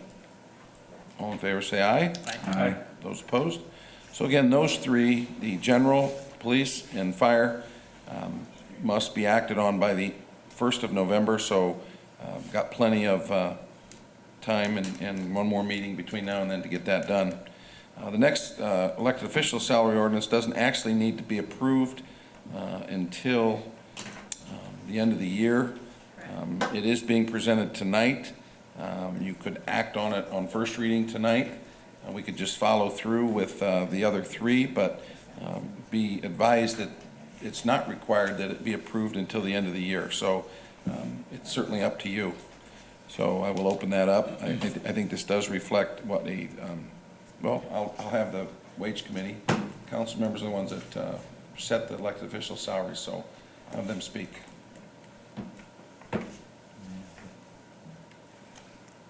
Well, we reviewed the elected officials' salaries using the same cities that we used to look at others, and we found that the clerk treasurer's salary was below, which we've known for the last 3 or 4 years. So we made that adjustment this year. We did look at the consul salary. However, we found that we're pretty much in line.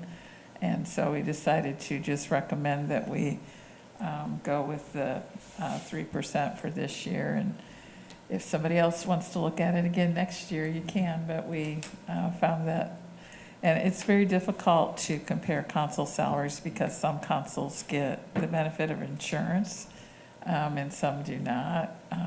Some meet once a month, some meet twice a month. Personally, I don't mind coming twice, so I don't have to stay more than 4 hours each time. But, Remember those? Yeah. I remember. So what we were, and we also reviewed the mayor's. We did the mayor's last year, if you recall, and we made a slight adjustment there, and it still seems to be in line with what the 2019 salary survey was. So we're recommending then what you see before you, which would reflect mayor and common council receiving the 3%, the clerk treasurer's base salary adjusted, and then 3% on top of that. I want to thank everybody's patience. I've always been reluctant to make any kind of major change or correction with elected officials. Lynn, in this case, has been patient, and we're trying to take the same approach, but at the same time understanding that we are elected officials. And again, I just want to thank Jennifer's help with this, and then Diane helping me through it, and back to Lynn, thank you for all your hard work, and patience with us. Thank you. Well, I guess we failed to mention also that we're also including the fact that the clerk treasurer's office has taken on the wastewater billing with our new system. So that's additional responsibility. And then there are additional federal audits now required that were not required. I will admit that did help me, that meeting. And so thank you. And again, back to Lynn taking on these additional responsibilities. So good. So is there a pleasure to take action on this on first So reading? Consul, are you comfortable with where we're at? Would you like to just go ahead and get this completed? I would so move that we accept ordinance 2019-0801. Is that what- 04. Oh, I'm reading the wrong Yeah. one. Okay, I'm reading off of Jennifer's. Okay, Needs to be 0804. Thank you. Okay, motion's Make been sure it's made by correct here. Councilman Wilhite. Is there a second? Sure, I'll second. Okay. Further discussion? All in favor, say aye. Aye. Those opposed? All right. Let's move on. The final item of the night would be the non-for-profit council contract proposals. As I had mentioned earlier,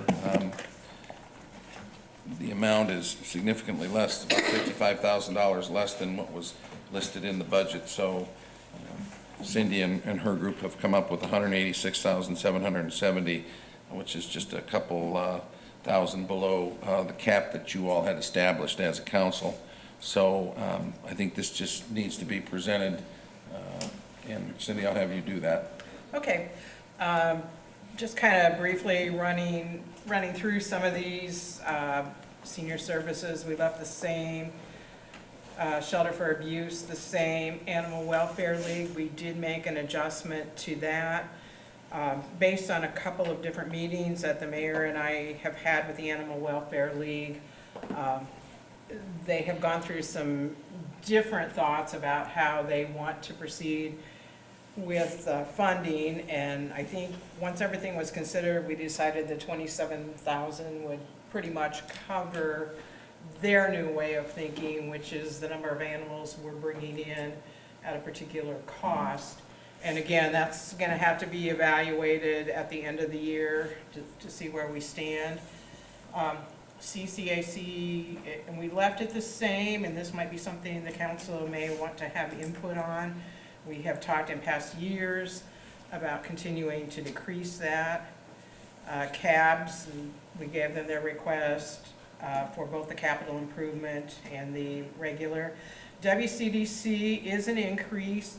The reason for that is we hope to transition in 2020 to have the WCDC take over First Friday events, so there's a little bit of an overlap in there between Downtown Coordinator and WCDC.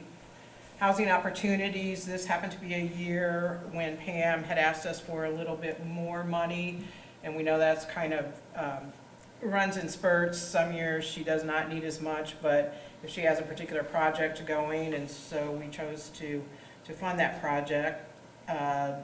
Kosciuszko Lakes and Streams, we did give them a little bump. I think they have been very, very important to our community, education-wise, taking the great control of our lakes and streams and everything.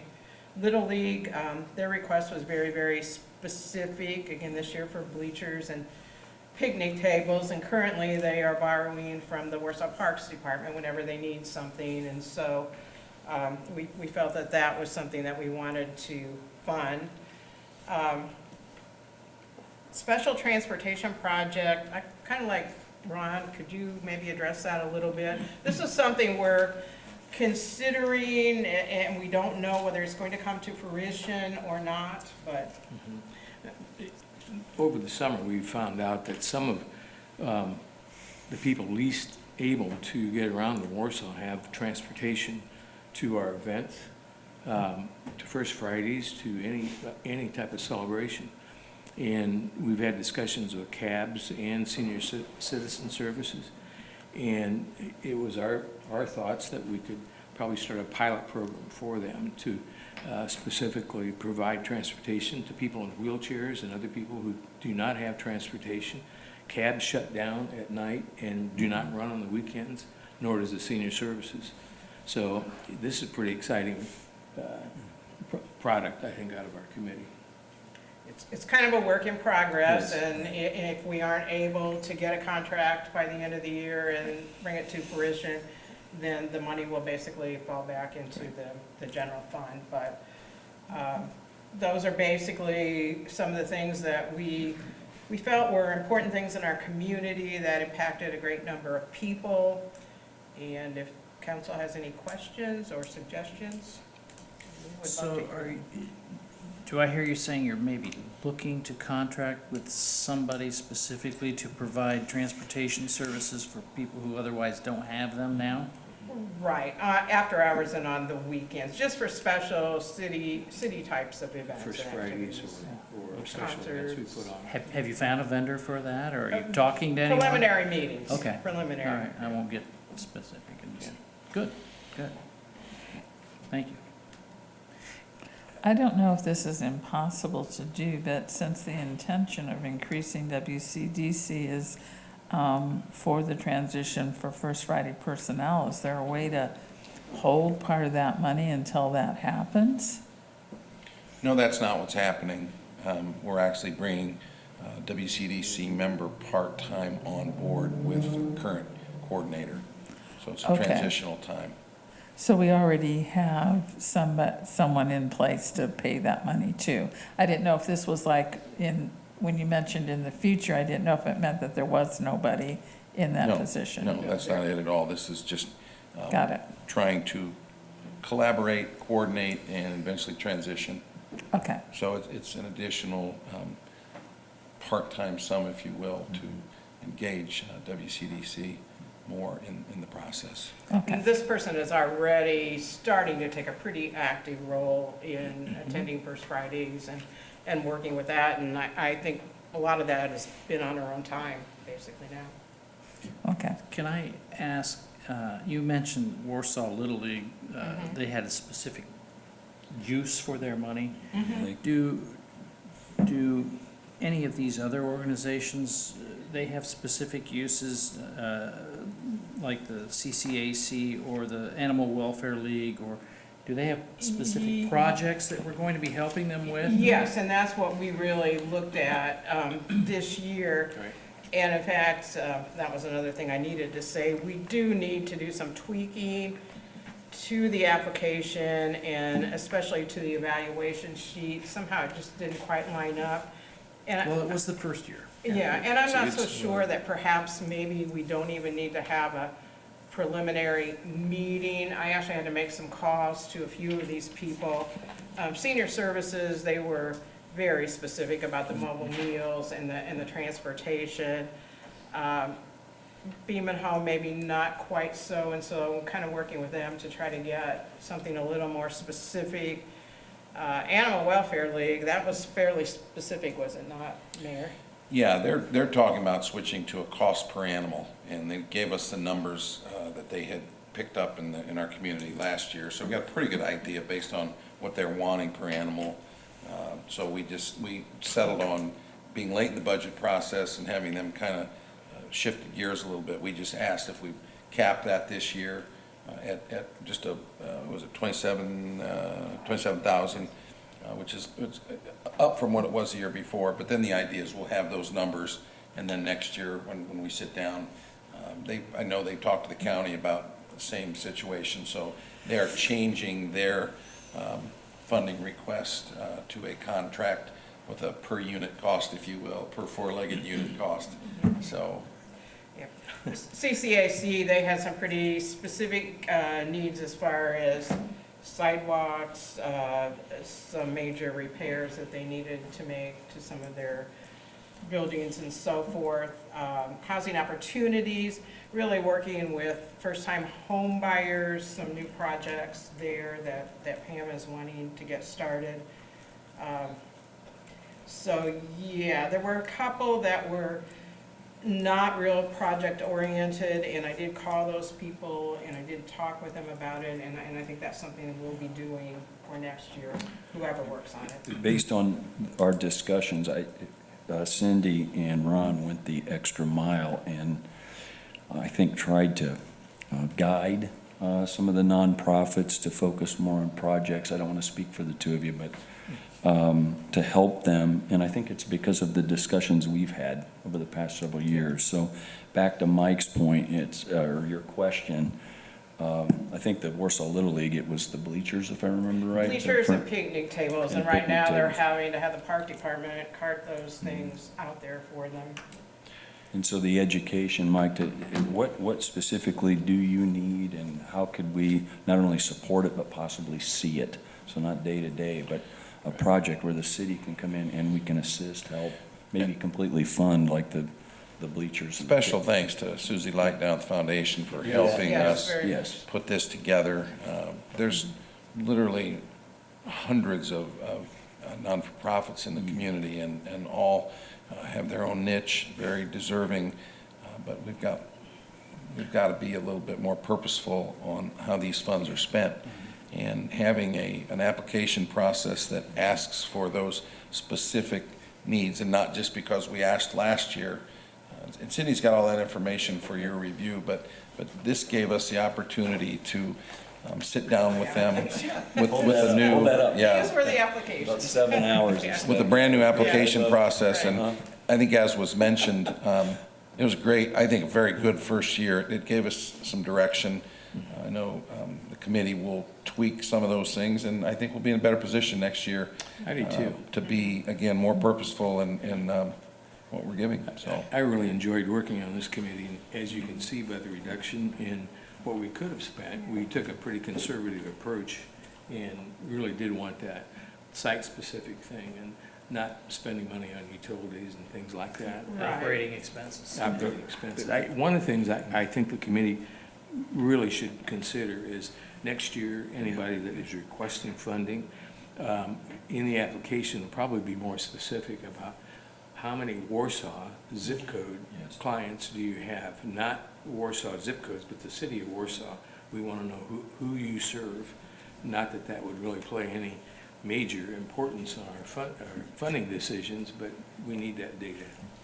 And some people were really good about supplying that as best they could, and others not so much. And that's why I think we really kind of need to make contact with everyone and let them know what we're expecting or what things they can do to improve. Thank you, Jeff. You really were integral. Well, I related to what you just said there. We had many hours of reading, research, and discussion, and I will tell the council that one of the things that we realized is we bounced a lot of ideas around too, connected to nonprofits and the good of the community.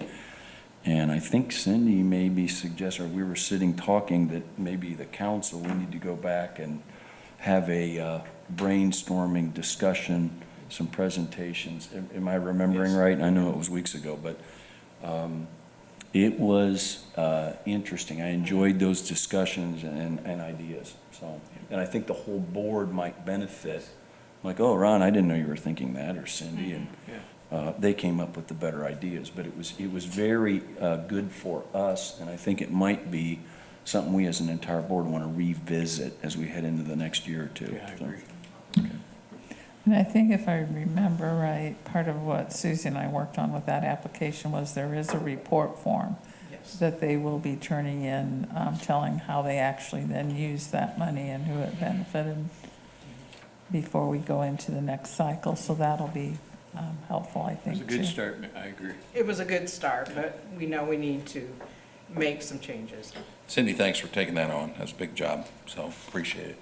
So I would ask for just consensus that you're all good with what's been presented tonight, so that then when we look towards line one cuts, we've got some direction here. And it's not that these can't be changed as we move ahead. Just looking for your consensus of what the committee has made a recommendation to you all for. Well, I'd like to thank the committee again for all their hard work. Again, a lot of moving parts, lot going on. It really makes me feel good about this council and some of the direction that we've taken in the past couple of years. Getting involved in a way that I think is becoming very positive. Thank you. Is that a motion to approve? Yes, it is. Is there a second? Do I need to say certain words? I'll second. All right. Again, just a consensus by hand. How many are approval of those? All right. Anyone against? All right, great. Thanks. Any other matters come before the council? Okay. I would like, if we could have an update from Lynn. Do we have an update on that insurance for that sewer? Since that was in the news, that reminded me. For the insurance, has the insurance company settled with Warsaw? I'll defer to the city attorney and the mayor. No, we've not settled anything with the insurance company regarding the billing on that yet. Boy, that's wow. Do you have a feel on what our prospect would be about settling with them? Well, so a year ago in September, came before the Board of Works, and the Board of Works chose to not backbill those with the idea to pursue a claim against the billing software company. Legally, to pursue the billing software company, there may be things that need to happen, such as mitigate our own damages by pursuing some of those collections. And so we're in the process of determining whether we need to do that or whether we don't need to do that. And the most recent advice we're getting is we don't need to pursue it as far as it relates to our bonds and those kind of things. So I think currently we're going to choose to stick with the decision made by the Board of Public Works a year ago as it relates to our customers, and then pursue those avenues that we can with the liability coverage of the software company. But Okay. it's a work in process. Yeah, going forward. thank you. Any update on the lining, Mayor? Are they getting close to? I think, Jeff, you gave me a nice, Brian did. Friday. 2 out of 3 of them I think are done, and we should be done by the end of the year. Really? Yeah, I think large diameter's done. Do you remember from the other day? Small diameter, there's just a little bit left. A lot of it's just spot stuff now. Yeah. Brian gave a really nice overview at the Board of Works. You could watch on the video when he comes up, and Yeah, he we asked talked him us about through, the dollars, if you wanted to hear him speak. Yeah. Yeah. Very That was close. Friday. Done. Mhm. And also gave a pretty positive report on the construction expansion out the wastewater plant. I want to go out there again. I was out there this summer. I think I'd like Friday to- at 1 o'clock is when he does his weekly tour. And but from a timing standpoint, they lost some days in the spring, but they've been really moving ahead. A lot of cement being poured out there, and it's taking shape. So Fridays at 1. Fridays at 1 o'clock. Sewer tour. Sewer tour. Sewer tour. Eat lunch before. Wear your boots. Yeah, well, or there, I don't care, Mike, whatever Don't tickles worry your about that. fancy. Yeah, I didn't wear appropriate shoes when I went out there. All righty. Any visitors' questions or comments? Thanks for the update. All right, good to see everybody tonight. Thank you for your patience. We'll get in just a few ticks under 2 hours. Is there a motion to adjourn? So moved. All right, thank you. We probably don't have anything to sign, do we? You all need to stay seated. Did Mike have anything he wanted to say about? Oh, yeah, Mike, sorry. I thought you'd come up when I asked. You know what, next council meeting, come and we'll also do it at the Board of Works. You can come and have a free moment to advertise this. Get you on earlier. Yeah. Hey, Joe mentioned those once a month meetings, so